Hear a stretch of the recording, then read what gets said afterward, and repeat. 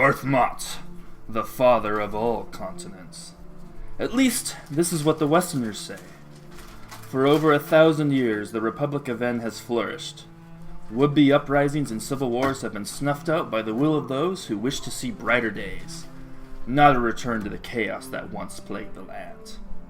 Under the guidance of the Archlords, men, elves, and dwarfs have created an alliance that could very well stand the test of time. Even the beast tribes of old have found peace and purpose in the arms of the Republic.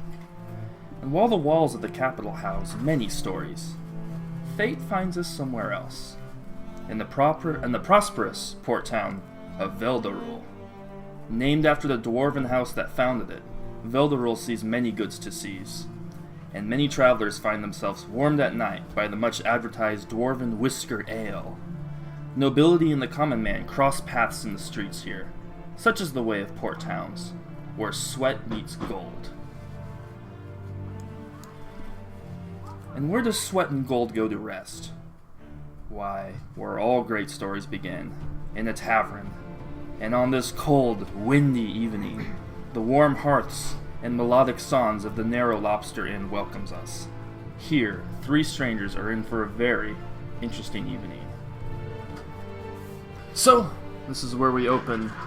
It's the middle of the night. There's a warm hearth there in the center with multiple fires going. There's tables, a few columns, some bar stools. As we look across the room, we see a rather large minotaur at the end of the bar drinking by herself, known as Moo.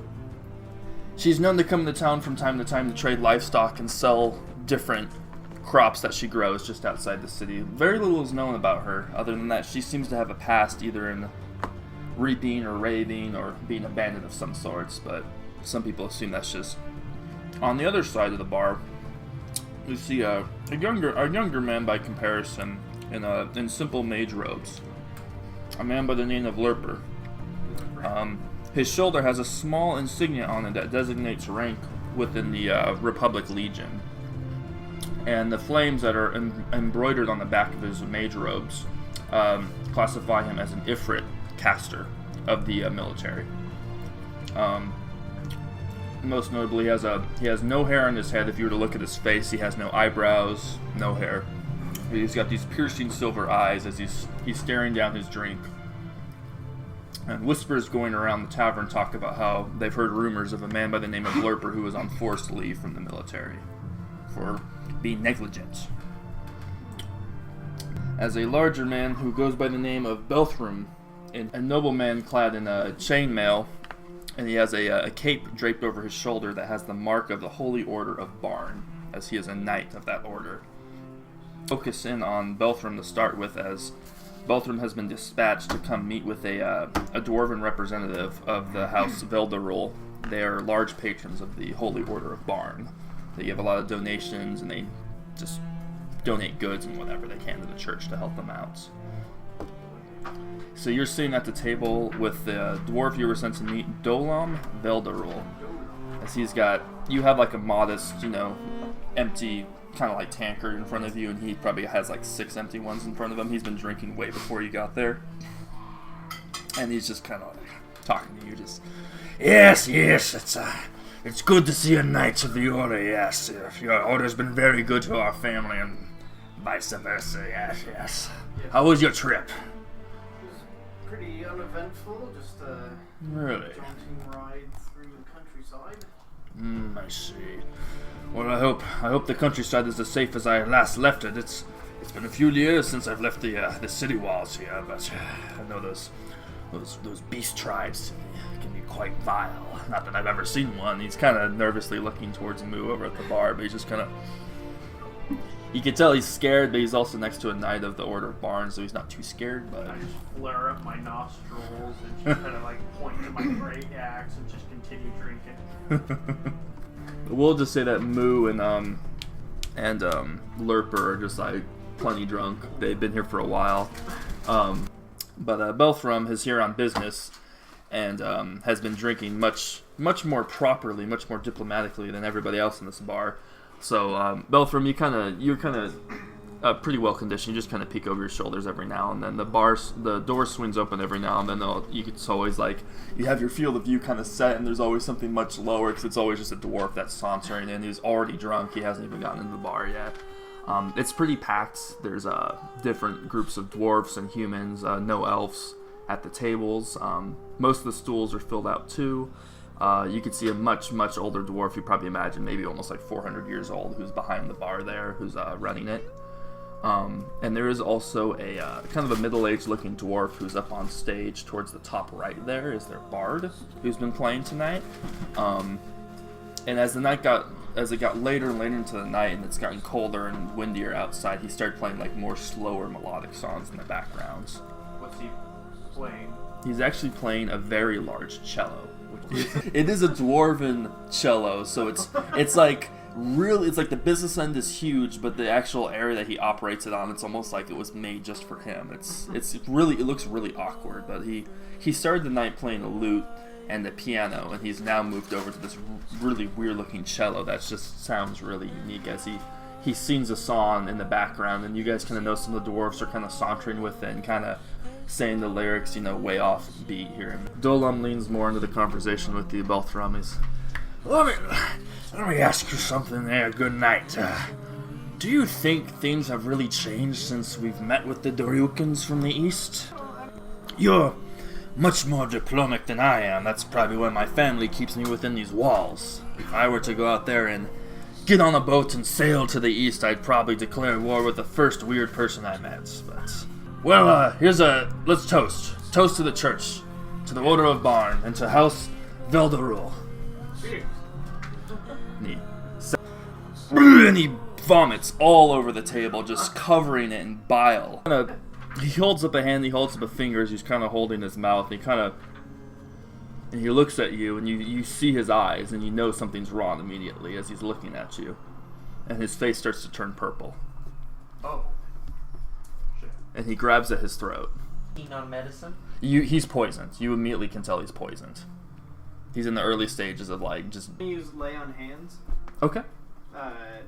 So you lay your hands on the top of his head, basically, and this those of you who are looking at what's going on, there's kind of this dim light that emits from Belthrum's hand as the color in Dolam's voice the color just slowly fades from his face as he kind of starts gasping for air. And you look around, and I would say in this heat of the moment, actually other people in the bar have started to get up, and they're kind of worried. Some of them actually ran straight at the door at the sight. And you're kind of with the 5. That's all you're kind of noticing is people are kind of alarmed, but you have noticed that the music has come to a quick stop in the bar. Guess not a lot of people throw up at the tavern. I guess what I should say is you would notice that they freaked out as people were looking towards when he was choking. People were shouting "poison" when they saw it, so people freaked out and screamed and ran out of the bar. It looks like torches passing by the window as the door swings open, and you guys see several skeletons sprint into the tavern. Okay. Some holding torches and some holding weapons. And we're gonna roll initiative! So the one that's wielding the big ol' axe there is actually a minotaur skeleton, so it's quite a bit larger than the other one that's wielding this big ol' giant axe as it comes in, and all of them kind of have this kind of hazy kind of purple and green glow in their eyes as they're walking around, you can hear their limbs kind of clambering and their weapons scraping along the floor as they run in. And at this point, pretty much everybody has emptied out towards the back, running up the stairs towards where the rooms are. The bard is nowhere in sight. He's probably just took off as well. I'm gonna use my I'm gonna channel divinity. I'm going to turn the unholy. Ooh. It's any Firebolt just kind of flies across the room, hits him square in the chest. He just disintegrates into this pile of ash, and his big old great axe just clambers to the floor and just it's all scorched up. Yeah, I'm just looking at the... So the rest of you guys see Moo just charge towards this skeleton, and in the doors still you can see it's kind of half open. That he just she rushes through the door, and there's just 2 skeleton feet on the floor where the skeleton used to be. And that skeleton's dead. It just did the Skyrim skeleton, just went in a million pieces. So your warhammer just like comes down on the skeleton, and it just like crushes beneath the weight of the warhammer, and the warhammer's on the ground, and it just like pulses this like divine smite, and like the bone just like fly across the room, like More Skyrim. basically. Ragdoll. The physics are just at like 1000%. Okay. Yeah, this one you like just slam it into that wall, and it just like the bone just all over the floor. And with that, we're out of combat. Yay. So you guys succeeded in keeping Dolem alive, which I didn't plan for. Just looking left to the. Oh, the bartender he comes back up to the, he sees that there was like a change in the air as you cast a message. It's like your very words kind of like through the air towards Moo, and the bartender's like, that'll never work on her. I know what she needs right now, and he starts pouring out more it's like some just like dwarven ale up front, and he like taps the counter for her. He kind of denoting like, come on up here, guy. The volume kind of starts to return. The music hasn't started playing though. But the bartender just kind of like nodding you guys to come over to the counter as he's pouring drinks for you guys. Well, now that was a right mess, wasn't it? What was it? Skeletons. It's been a. I'm trying to remember the last time skeletons came in this tavern, and he kind of looks at the ceiling. He's thinking. I don't remember, really, honestly. But we appreciate your help with that. What was going on over there, Sir, Belthrum, I think it is. What was happening there at the table? It seemed like there was some commotion. My associates seem to have been poisoned. Poison? Yeah, In my establishment. Well, that lad there is one of the youngest Veldaruls, so if anyone wants to hurt the family, I suppose they would go after him. Tell you what, room and board is on me tonight for helping deal with that mess. Why don't you go to House Veldarul tomorrow? I'm sure their leader would like to speak to you, the head of house. Barkeep kind of gives you a polite nod as you guys come down. He's already prepared breakfast at some of the tables for you guys. It's kind of like a beef stew from the night before with some warm brown bread and some simple dwarven ale, and like there's like little like smattens of like fruit on the table. I would say though he does point you towards the notice board, and all you see is an advertisement for the library in town. There's a scribe who runs it, who just like it's just like a picture of his face with a thumbs up, and he's like, "Come learn." And then there's one of the fighting arena that's ran by the taskmaster in town, which is a really rich dwarven guy. He's just saying there's an kind of an informal tourney that's going on today. That's it's informal because you don't need a sponsorship. You can just join if you want. And there's promise of rewarding gold, weapons, as well as a special prize unlike any other. You guys stroll on over to the what's known as the Taskmaster's Arena. It's this kind of gray and golden building that's it's kind of looks like it's almost like there's a crater in the earth that just you go down these flights of stairs that descend into the arena chambers.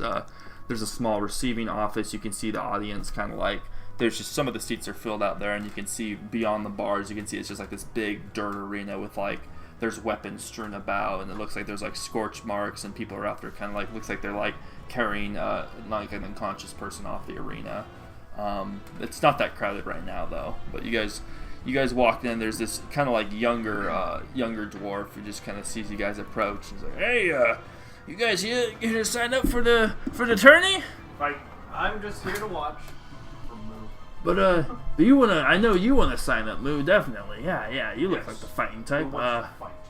He kind of squints his eyes at you, and he's like, I do this with my eyebrow. he's like, you wanna? Do you wanna enter the tourney? And he kind of he's gonna roll perception on you. Rural perception of the news. He's kind of like sizing you up as he's picking up your really low strength. 18. Okay, he's just like really inquisitive, and he looks a little concerned. He's like, well, we get some people who use magic in the tournament, but usually never. Usually they're using weapons, and they hit each other, and it, I mean, you're welcome to join. Oh yeah, the tournament. Yeah, so this is an unofficial one. So the Taskmaster prides himself as actually proceeding over all the fights, and he usually calls it before anybody dies. More or less, if he knows you're on your last breath, he'll call it and you'll be the loser, is how it goes. So we've had a few people die over the years though, so it could still happen. What are the rewards? Oh, right now we have a running. I think it's a pot right now. It's just over 2,000 gold. There's some kind of weapon that's up, and then the taskmaster is offering the special prize of he'll owe you a personal favor if he can solve it. Oh, okay. There's no bear entry. He just says, "Oh, I'll add you guys to the roster. Just come back in a few hours. We're not going to be starting until at least past noon." So you guys double back, and you can see it off in the distance. It's a castle. It's not the entire city is built around this castle, but it's pretty big as you guys come up. It's kind of this mixture of kind of like a little bit like the arena. There's kind of this color and they have like gray mixed with gold throughout these really old buildings. It's a dwarven castle. Lots of bars of gold in the wall. They're kind of spread out. There's banners, there's weapons, and there's old suits of armor on display. You recognize them from like what's considered the old like Barthmont Wars of old. You see like old house insignias for like houses of man and dwarf that no longer exist. As you proceed through the hall further and further, you eventually approach this kind of like, it's a throne room, but it's nothing too extravagant. It just kind of looks like a receiving area where there's two like really large chairs and smaller chairs surrounding them and some tables. And as you guys walk in, there's some assistants in there who kind of, oh, you guys, yeah, from the bar fight, yeah. And they point towards some tables towards the front, asking you to just take a seat. And they bring up some ale for you guys and leave it on the table. Walks Dan Griffa, which is probably one of the oldest dwarven women you've ever seen. She walks into the room and she has a beard that like goes down over her chest and stomach, and she just has like these little beady kind of like bifocals on the tip of her nose as she walks up, and she's kind of holding her hands, and she gives you a really kind of like practiced curtsy, but it's like real quick, and then she clambers up into her throne chair and just kind of makes some little hand symbols as she looks at you. And, yes, I understand you helped Dolum last night in the narrow lobster inn. Yes, it seems like you may have gotten some unwanted enemies. Yes, He was poisoned. it certainly seems that way. Well, we appreciate you, Sir Belthrum, for being there to aid him. Your order has always been good to our family. But I'm afraid I'm not acquainted with the two of you. I killed the skeletons. Oh, good. But what's your name, good sir? Oh! Are you a court wizard? Oh. Oh, dearie me. Forgive me, my eyes aren't what they were when you reach 500 years of age. I didn't realize you were with the military. The Ifrit, yes. That symbol has changed over the years. Good lad. Good. Well, thank you. House Veldarul owes you a debt. Yes, you do. And you must be Moo. Yes, I've heard it. You've come into town a few times, yes? I switched to common just to be polite. That is correct. Well, we're pleased to know that you are willing to assist us. We know the common folk aren't always friendly around beast tribes, but we know this land was yours long before the Veldarul moved into it, so we appreciate your assistance. However, I was hoping I could inquire that you could, if you're going to remain in town, that maybe you could assist the family further. Of course. This was no accidental choking or alcohol poisoning. It was poison. They were trying to kill my great-grandson. House Veldarul has its name has reigned for many years. We've had enemies over the years who are interested in our reserves of gold, interested in our hold on the port, but we have stern allies, and I don't know who'd be so would blatantly attack my great-grandson. And I guess it wasn't the broad daylight, but anyways, some of my advisors advised against hiring outsiders, but you're the ones I can trust, because I know for certain you haven't been here long enough to be plotting anything against my family. So please, if there's anything you can discover into who's trying to kill my family and who's trying to usurp us, we would be most grateful. Yeah, there's quite a crowd now at the tourney. You guys can hear some cheering coming from within. You can even hear some swords kind of like teaming and clashing as you guys kind of you start to go down the ledges, you can see there's like basically like this hype man who's just like banging these swords together, and all these dwarves are like raising their arms in the air, and they're like ales flying up in the air as the tournament's getting underway. And you guys can see the younger assistant kind of waves you guys over and just says, "Oh yeah, I've got your parents macked up, and Sir Belthrum, your booth is ready for you whenever you're ready." Very good. Yes. He goes ahead and hands you guys a ledger, and you can see that you guys are going to fight 2 different combatants separate from each other, and then whoever the winner is between the 2 of you will move on to what would be considered the finals beyond that. You guys can see this this kind of stoutly dwarf kind of stands up towards the top of the grandstands and makes his way down. He just shouts, and you guys are kind of impressed how his voice is. He kind of like enunciates to the back row, and his voice is reverberating off the stone chairs and walls. He says, "Welcome, yes, welcome to my informal tourney, whatever you call it. We don't need the nobles and their sponsorships to have some bloodshed on the Colosseum floor now, do we?" And everybody's like, "Wee, yay!" Quite right. "Oh, and do we have a tournament for all of you today? You all know her, you've seen her, she's probably scared your children before. It's Moo from out in the countryside has graced us with her presence today," as you enter the arena. I'm Moo from Moo's Farm. Hello. Everyone starts shouting and cheering, and there's like some people are saying like Beast, and some people are actually calling you by your name. And on the other corner, seeking to reclaim glory, is a common combatant we've had here in the arena. He's never won, but what he makes up for in losses, he makes up for in willpower. Ha ha! Here he comes, everybody. It's Shoth Gurath of House Veldarul. As this, what are you waiting for? Try to kill each other. Take out my great. He kind of like as he hits, he kind of like spins a little bit to kind of like hold his hammers up as he's like addressing the audience as they're all cheering as you guys are smacking each other. The dwarf falls to a knee underneath your onslaught, and the taskmaster holds out his arms. He extends with "Stop!" as the whole crowd just like hushes to a silence, and he looks towards you. And he's almost at the edge of the arena because he's descended through all the steps, and he kind of holds out his hand. He kind of gestures towards you and says, "You fought bravely, Moo. You are the victor. We don't need a Veldarul dead on this arena floor today." Moo is the victor. Yay. Everybody kind of reluctantly, "Yay!" He's the Veldarul guy. He's kind of like getting up to his feet slowly. He's like, "Oh, foiled again." As he kind of walks off in shame as his hammers are like dragging on the ground. It's a big bad saying. He's the one who did the zombies. Yes, and the people kind of cheer in the crowd, and up in the booth, Belthrum, this like kind of like this noble elf has kind of like in the booth nearby has kind of like sauntered over to come and talk to you, and he has like this kind of like this weird ascot and like real skinny outfit, and he's like, "What do you think, any good sir? Who did you expect the beast Minotaur to subvert the Veldarul? What do you think, sir?" Well, after seeing her fight last night, I'm not surprised.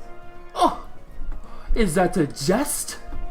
No, I literally saw her My, oh my, what lives you knights live." Oh, he kind of goes back to his booth. This better not be F.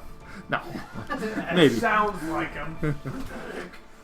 The waiting chamber's out into the broad daylight, and the cheering outside kind of comes over as a hush as they see somebody in mage robes walk out, and they're just kind of like, there's this murmuring of like, "Where's his weapon? Does he have any weapons?" And the taskmaster, he kind of cocks his head when he looks at you, but he just kind of like smiles and nods and says, "Well then, welcome, an Ifrit of the Republic Legion. I think we've all heard of him.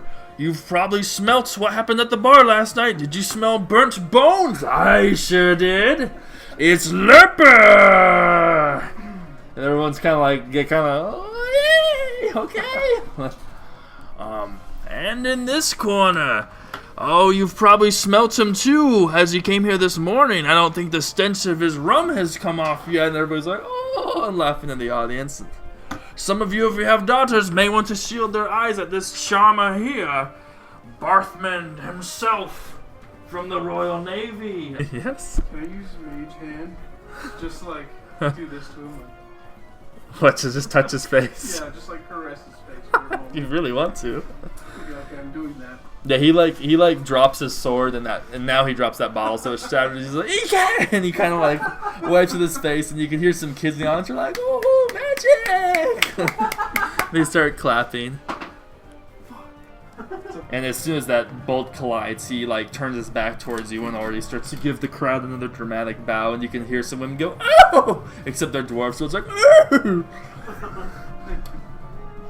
But you're up. Okay. I'm gonna cast Confusion. Okay. So, Like there's like this tweet tweet tweet tweet tweet sound, and he just kind of like his eyes kind of like roll back into his socket. He's like, "Whoa," and he starts to drool. alright. So everybody in the audience kind of like, "Ooh," as these little soul arrows just fly into him, and he staggers as they like just collide into his chest, and then he's going to move himself right behind the pillar to obscure your view on him. Just chuck a fire. And he stands behind, and he like lets his hands out, so you're just seeing this pillar with arms at each side. He goes, "Yoo!" And it's the end of his turn. Right. Kind of like gets up to you, and there's like fire behind his eyes. As you look down, you could look at the bottom of his shirt. It's just scorched from the firebolt that you hit him with. But that's all he's able to do is just get up to you. Oh. He basically just like did this like spinning attack trying to hit you. And he lands on his feet like on the other side of you, and just kind of like, oh, strikes a pose. As you grab his head, and he drops his sword, and just, and the taskmaster says, "Stop!" And then the crowd kind of has like a hush, kind of like, "Boo!" as they wanted to see the fight go on. He says, Wait, I'm not stopping. "You're not gonna stop?" No. Really? Okay. Okay. Yeah, so he yells stop, and the crowd kind of comes to a hushed silence as you don't stop, and his body just convulses, and then like he like kind of like slips out of your grip a little bit and just slumps to the ground, and there's just this like weird silence in the arena, and then some people start to cheer. Okay, I'm putting my fist up. So you just shocked him to consciousness? He's dead. Oh, he's dead? Oh, jeez. Have they ever had a death here? They try not to. That's why he tells you to stop, because it's like, well, with that, this is an unconditional tourney, I suppose. Lerper, Ifrit, Wizard, Mage of the Republic military. Don't mess with him, he might blow your brains out. And like these two kind of like younger dwarfs just kind of like walk up, and they kind of like roll the dead scoundrel over onto this little makeshift bed that they have on sticks, and they start to hop off of them, and you can just, the women at the edge of the arena, they're just kind of like, they're dangling over there, just like, "No!" as he goes by dead, like, as he's dead. I want to go over to the dead guy. Okay. If I have a chance to, then I can cast Revivify. Oh. Good man. I just imagine you watch this whole thing, you're like, God damn it. God damn it! But you wait until the whole thing is played. Like, there's like a small tent that's set at the edge of the tournament grounds, and Sir Belthrum was allowed down, as they're like, "Oh, Sir Belthrum, it's a good thing you're here today." And you go into the tent, and there's just kind of like this bright blue light from the tent, and you walk out and just kind of hold up a hand as everybody starts cheering, and they're happy because they know that you probably used, by the grace of Barn, you healed this man to health. Yeah. You can hear from the front rows. On my watch. There's a bunch of "thank yous" coming from the audience. And Other girls.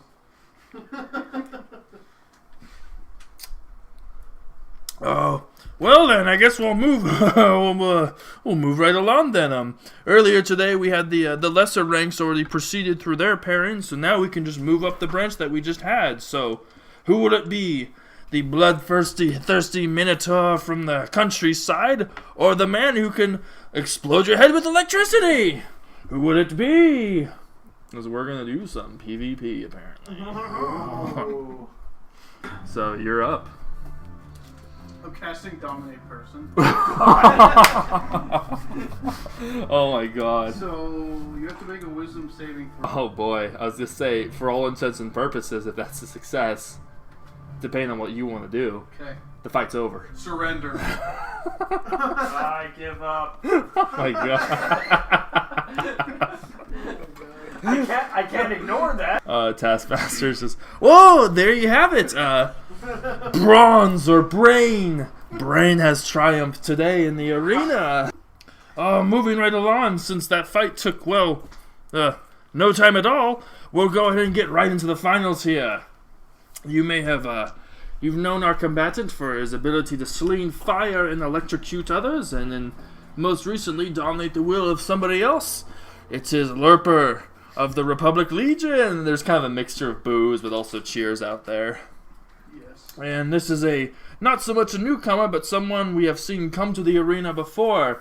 He is quite the interesting beast from the east, if you've ever seen him before. And he speaks for none other than Kalros. It's Zane Bloodbane. Oh, fuck. As Zane enters the arena. Zane walks out wielding his club of Kalros, and around I his was in the west for a bit. and around his neck he has this heirloom of a shattered katana as he just kind of walks out with this kind of like these kind of like dull, kind of like dead eyes as he walks out. An acting character though. To an extent. So he's going to, he just kind of like has his club there and then like slowly slides it on his back and he pulls out this really oversized longbow and he kind of holds out his thumb at you and then just kind of and lets it go into the air. And you follow the arrow up and you're kind of dancing around at your feet as the arrow comes down. And that's going to be a 14 to hit. Hits. 10. And everybody kind of oohs and ahs when they saw this Eastern-built longbow that he whipped out, and as he runs up, he just puts his other hand and he grabs that club, and you swear that club like pulses with like this black and red energy around it as he brings it down on you. So that's going to be 20 bludgeoning damage. And the crowd cheers as this club comes down and just like reverberates off the ground as you just feel like this fiery heat from this club as it collides with you. East versus west, right? Yeah, up in the booth, the elf is like, Oh, an Eastern savage? I don't know about that. I've never been to Hanamura, but if there's more of these beasts there, I don't think I'll visit anytime soon. I'm casting Expeditious Retreat. I don't think I've seen this one before. Okay. I think I memorized it. Let me double check. Club was just dry. There's just like this big like mark in the dirt, and like you can swear like the dirt is like So messed up. it's like smoldering, and he's just like, I like the way you fight earlier. How you didn't stop when they told you to. Do you think I'll stop too? it's your turn. Oh, God. With this, he will slowly kind of slide his club back down, and he'll just kind of like pull out his longbow, and he'll like look at you sideways, and like he won't even look at you. He'll just as he knocks off 2 arrows, and it's also going to miss with 11. And then he like quickly turns to see that he missed. He just like gets this big old frowny face at you, and you can hear people nodding. So like, run, run, run! Like, and it's your turn. And as you cast this, you see him slowly draw a katana that you didn't realize he was wielding. So your firebolt comes, and just when it's about to collide, there's this shimmering blue light that extends from his katana as he pierces your spell, and he's going to reduce the damage with Sharp Soul. As he cuts this firebolt in half, like right before it collides with him. And the eyes just like, wow! Because they've never seen anybody do this before. And he holds up his katana in a fighting stance. And he's going to dash 60 feet in your direction. You are so messed up. There's about 40 left. Are you running out of the arena? So I'm still in. As you get to the edge, people are like, "Boo!" and like they would like shove you if they could reach you towards him. Someone trying to hit me and hit me. 17 they did. 17 will hit, and he is going to parry you with his blade as you connect with him. What does that mean? What do I do? He's just gonna like. You go like one hand grabs him, and the other hand you grab his blade as he parries the attack. So he's gonna reduce the damage By half or? by D8 plus 3. It's 8. 8. This could be it. You succeed in felling Zane Bloodbane. I'm just gonna kick him down with my foot. Taskmaster just kind of stop, and you can tell Zane kind of like he hesitates for a moment, but he just kind of like closes his eyes and frowns as he puts his club back on his back. As the Taskmaster says, "Very well, very well fought. We've never seen the beast from the east stayed by somebody with magic. Zane, what have you to say in this defeat?" And Zane just kind of like, he looks towards the Taskmaster and just shrugs, and he leaves the arena. And the crowd kind of like half cheers, like, "Yay, I guess." Like, as You're running most of the match. What was I supposed to do? what are you supposed to You were do? supposed to fight. I did. What were you thinking, Whisper? So disappointing. a few people start shouting Lerper, and some people just go, man, whatever. So, very well fought, Lerper. You will be rewarded with 2,000 gold, and I don't know if you can carry this, but his assistants come out, and they come out to the arena, and they open this big old metal chest that they drag out, and they drag out this big old broadsword out from it that they're gonna gift you. You sense the magic coming from this broadsword. There's something that kind of makes you think of nature as you're looking at it, and as you just kind of put your hand on it and you hold it, and the hilt feels like it's almost like it's made from a tree, is what you sense from this broadsword. Yeah, you guys are back together, tourney's over. Some people kind of come in to congratulate you, Lerper, and some are like, they're just super drunk. "I've never seen magic before, ever! It's great! Where do I go to learn magic?" I'm just kind of like doing that Assassin's Creed walk where you like move through them, you know? Okay, bye! Holding my weapon in one hand, the broadsword, not like this, but you know, and I'm pointing at you, and I'm for you, Blue. For move, I take it just one-handed. Okay, Can I wield it? you can wield the broadsword, and let me see here. I got a rock. If you strike the earth with the sword, a 20-foot tree will grow from the ground. Oh, I take it and stab it. Okay. Immediately, you guys are lifted up on the tree that sprouts just outside the arena, and all those guys who were like, "I've never seen magic before," are like, "Whoa!" When they see this, like, you guys get lifted up on the tree, and like, some people shout and scream in response, and they just see you guys are like brought up on this tree. This is the best. Leaving the markets, you guys proceed. It's like kind of a cluster of old buildings in Sea Warehouse 7C. There's no lights coming from within the kind of like high ceiling windows higher up on the wall, but there's this kind of like big, large metal frame door that is locked shut. Slam open as you shatter the lock on the frame, and these two metal doors just slide in and just like they scrape across the ground going past like where they usually stop, and they slam into the walls on the inside of the building. You immediately hear like a bunch of like, it sounds like feet running inside of the warehouse as these doors. And what you don't see is several men on some boxes above you, and you're all going to roll initiative. Oh god, shit. Okay. And try to aim for that pillar. So your axe like sticks into the side of his body, and then you just swing and he falls off your axe and just collides in that pillar and slumps down dead. Whew. Bowman in the back will go ahead and knock an arrow and try to hit you, Moo. Yeah, he'll try to do a counterattack on you here, Belthrum. And you guys hear a crashing coming from the back of the warehouse, like windows are shattering, and the person with the bow actually turns their back to you and faces towards the back of the warehouse. Oh. The person in the back is they're actually firing arrows towards the back of the warehouse, as it sounds like people are rushing in from the back. Jeez. And turn, and on this side of the room, somebody climbs up on the box, wearing, looks like a banner that none of you recognize from somewhere from the west, from some other house. Oh. Yeah, she'll fire some arrows. She'll turn to try and fire arrows at a Lerper. He's going to incur a legendary action and strike her. Nice, it's like a lawn sword it looks like it's from like a very prominent house. It looks like it's fashioned really nicely. He looks like a mercenary. Like he has this cloak on in the hood. You can't tell. It just kind of looks like a middle-aged man. So she sprints off of the box and just like falls down dead, just on fire. Yeah. Hey, you guys beat the weird thugs that were in the warehouse. Yay.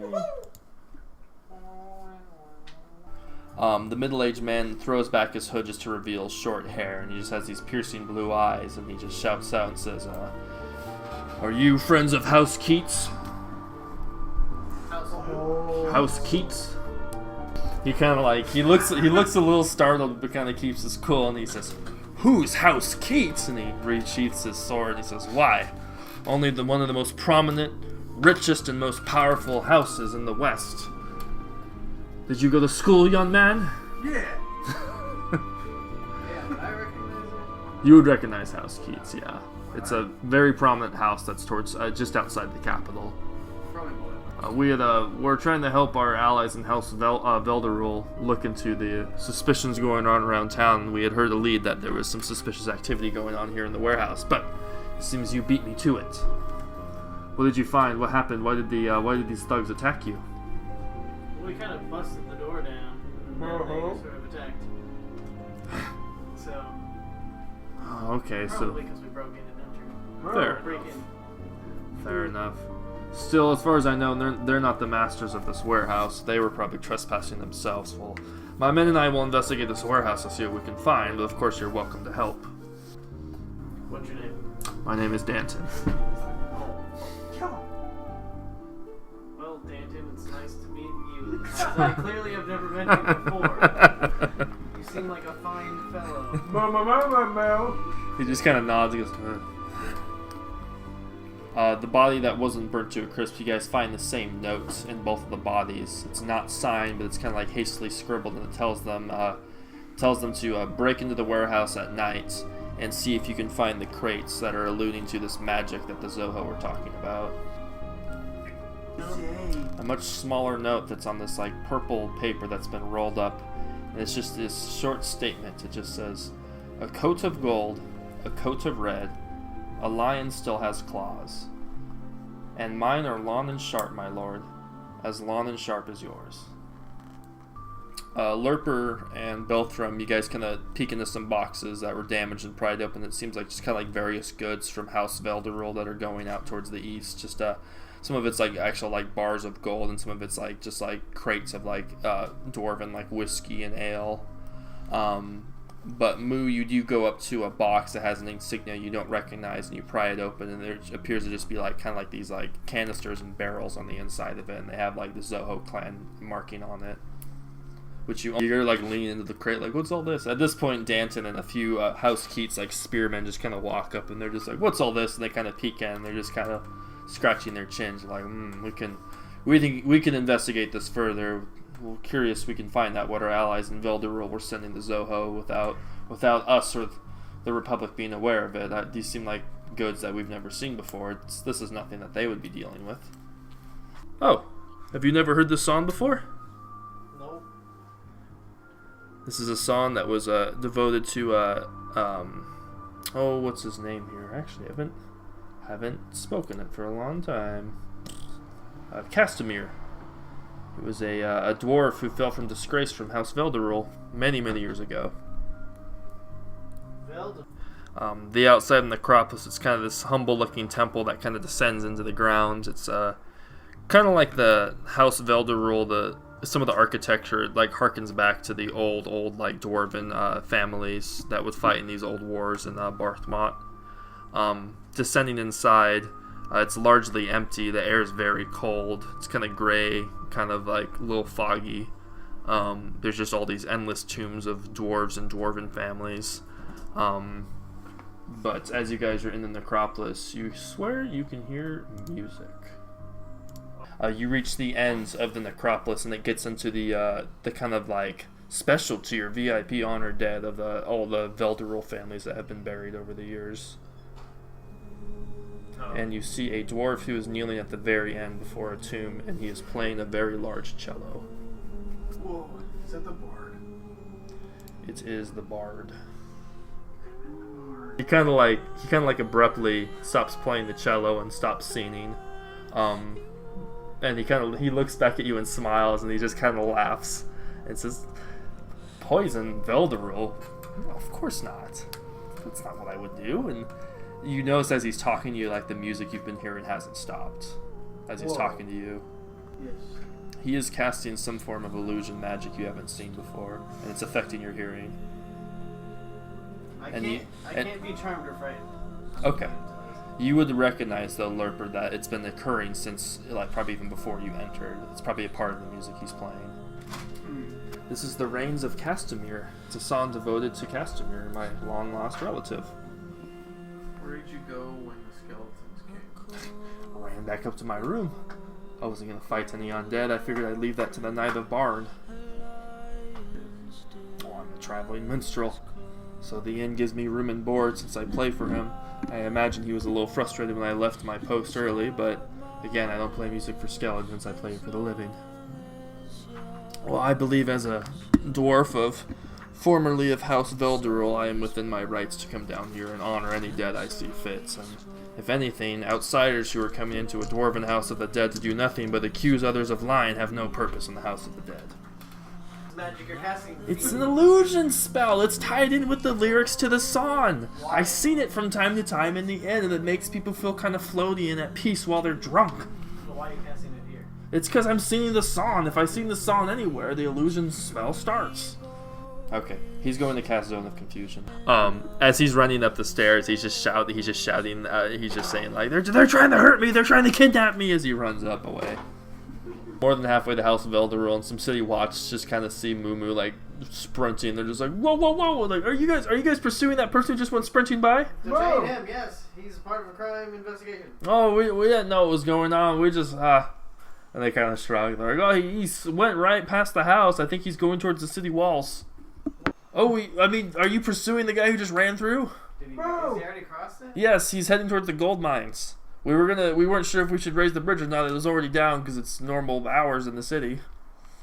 You guys head to the mine, and it's just like this huge expanse after you go through a few narrow halls of just, they're just digging straight down, digging down. It looks like there's like some man-made sources of water being brought in so they can kind of like pan for gold in the middle of the mines. There's some other dwarf. Yeah, he came sprinting through here. It looked like he was like dropping pieces of clothing as he was coming through here, like it was too heavy or something. I don't know. It didn't look like he belonged in the mines, though. He wasn't wearing the proper equipment. Which way did he go? Straight down this hallway. Okay, we'll go down that way. And you come up to a fork in it, and there's a large golden lion statue in this pathway. You kind of look and realize you overlook some footprints heading this way, and it looks like somebody was like in full tilt sprint, and they stop right up in front of the statue, and then they're gone. Like this. Okay. Do you squeeze the pie? Yes. Not very strong. Okay, I know this is kind of a weird question because it becomes a stretch. I want to try and scratch this. When you grab the statue, it's softer than you would assume it's going to be since it's a golden statue. And then you squeeze the paw, and claws shoot out of it, and it shudders and it starts to descend into the ground and reveal a passageway. Whoa. That's pretty cool. Well, then let's go. You guys descend into this hall that just kind of gets colder and damper and darker as you go down, and you kind of lose your step every now and then when you have to go downstairs that you actually can't see, because you can kind of see your hands, but you further away you just can't really see that much further into the darkness. And as you go deeper and deeper, you start to see some light ahead, and you get closer and closer, and it appears to be these torches on the walls that have a purple flame emitting.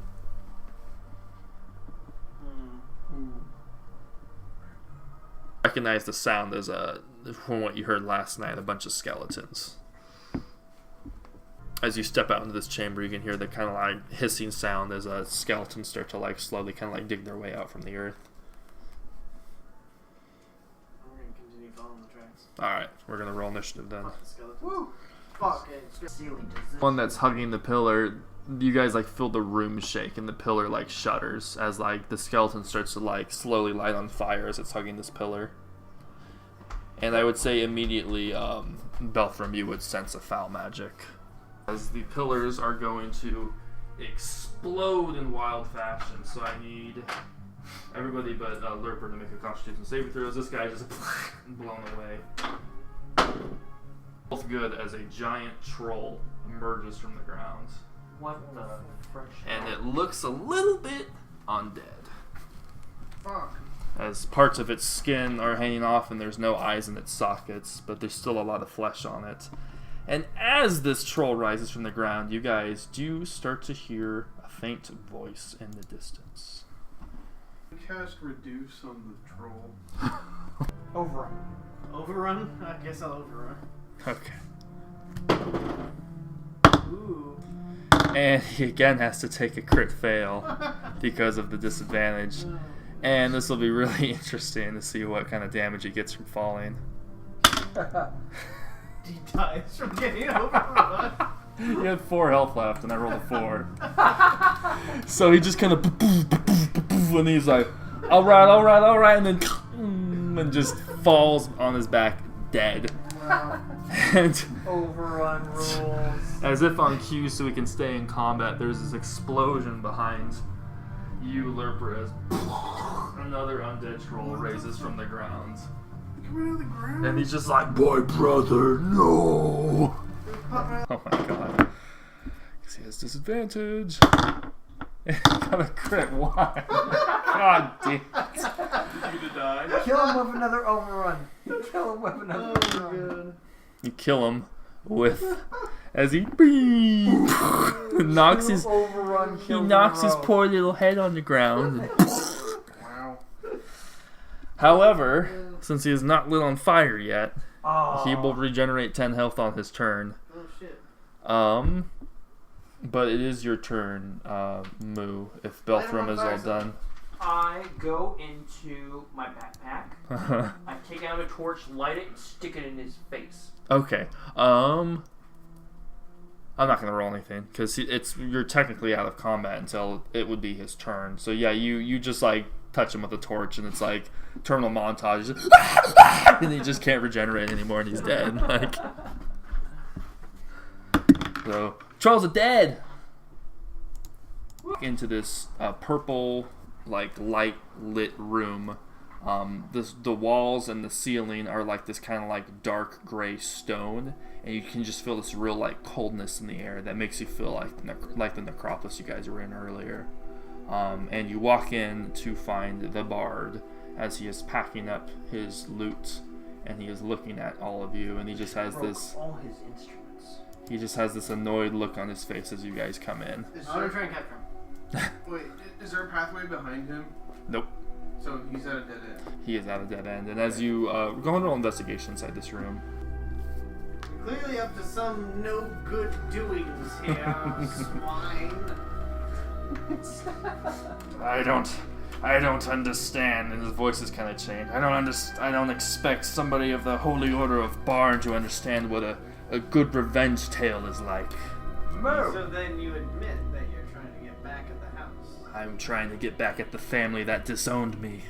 As he slowly unbuttons his shirt to reveal patchy, missing bits of flesh, and you can see a rib cage, as this bard is undead. Well, that's a lot of talk from someone who's within Crusader distance. Wait. Maybe he's not a descendant, but he's actually. He's a drogger. He's a drogger, a bard drogger, a barogger. No, Barogger. the buried guy. The guy who was actually playing to. That's probably his own grave. You guys are looking at Castamere, the long disgraced member of House Veldarul who started messing around with the black, dark, necrotic magic. I want to cast grease Grease? on the dwarf. So Oh, that's a crit fail. So Does he take damage? 1 blunt damage. Fucking gonna die from being over. Casting spell, he pulls out his lutes and he strums it once, and he casts on all of you Tasha's Hideous Laughter. So it's only Lerper. Lerper, you're going to become prone as you hideously and violently start laughing. You're like gripping your stomach and you can't stop laughing. Look up right at you, Belthrum, and he's going to use Paralyzing Touch. He's going to place his hands on his shoulders as purple energy comes out of it. He's going to heal 27 points. As this necrotic energy pours out of his hands into his own body. Lerper. So, how'd he kill him? Just this like, the hammer like just collapses his corpse, and then like he doesn't quite go to the ground though. He's like on his knees, and like your hammer like pulses with divine energy and like slams it all the way to the ground, and it pulses again and just like makes this crater underneath him as you just drive him into the ground with divine smite. And Castamir, the fucking exiled necromantic dwarf from House Veldarul, has been returned to his grave. Woo! You hear some commotion from above you as a light starts to pour in above you, as it sounds like stone is being moved aside, and you see like two curious dwarfs looking down and going, "Oh my god!" As they shout down to you and say, What are you guys doing down there?" I'm gonna light the grease on fire. Cleaning up. "Oh, you're the people who've been investigating for the Veldaruls. I'm guessing, Do you guys know where you are? You're underneath the necropolis." Well, that makes sense, since this undead heathen was trying to get back at some people that he didn't like. And now he's dead. Well, you guys went through the gold mine from what we heard, so we'll get City Watch to follow the trail you guys made, so I'm sure it's safe now. And I'm sure those folks from the Keats family also House Keats want to check out what you guys found. But yeah, good job. Wow, it's kind of creepy you guys are under the necropolis, but hey, whatever. The sun's getting close to setting now back in the city. You go down. Just outside the gold mine, I stabbed the ground. Okay. Yeah, tree comes on up. You guys head to House Veldarul, and the gates are already open, and some of the guards just kind of give you a polite nod as you approach. And old Granny's already waiting for you guys, and she says, "Oh yes, sir. Word has already reached me that I believe you all a job well done. You found the foul old creature stirring beneath the city." Yes, he was trying to exact revenge for being exiled. It was a bad work. Old Castamir. I still have his cello. Do you really? Yeah. I don't know if this was bound to him or not. I don't suppose it was some kind of philanthropy for him, but Maybe we should burn it. Yeah, just to be safe. I would say that is your spoils from the fight. You can do with it as you see fit. It was once a family heirloom, but it's been soiled now by what he was trying to accomplish. So you do as you must. Try to retire back to your chambers. I'll have your reward sent to the inn you're staying over at the Narrow Loft. So you'll be justly rewarded, and always know you have friends in House Veldarul should you ever need them. Very good. I can hear that there's commotion coming from the entryway in the chamber, and Danton steps in to approach the house leader of Veldarul. And as he does, there's quite a few of House Keats guards that are with them as they're coming in. It looks like some of them they're relieving the House Veldarul guards in the chamber as they come inside, as they're like taking their positions.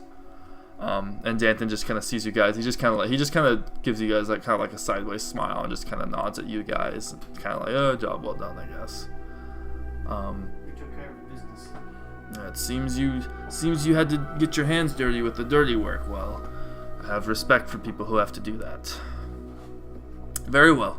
Be on your way. I have to speak with the house leader here myself, with Dan Griffa. As you exit, you can hear Dan Griffa and Danton start to argue with each other a little bit, and you can hear just kind of they kind of like outshout each other with a few things, with Danton saying that this was House Veldarul's fault for letting some family heathen parade around the city, and she's asking him about what they found in the warehouse, and he says, "What we've been looking for. We found the dread magic." And that's all I got. I stabbed the ground. That was Thank you. Sweet. I'm glad you had fun. I left a tree trail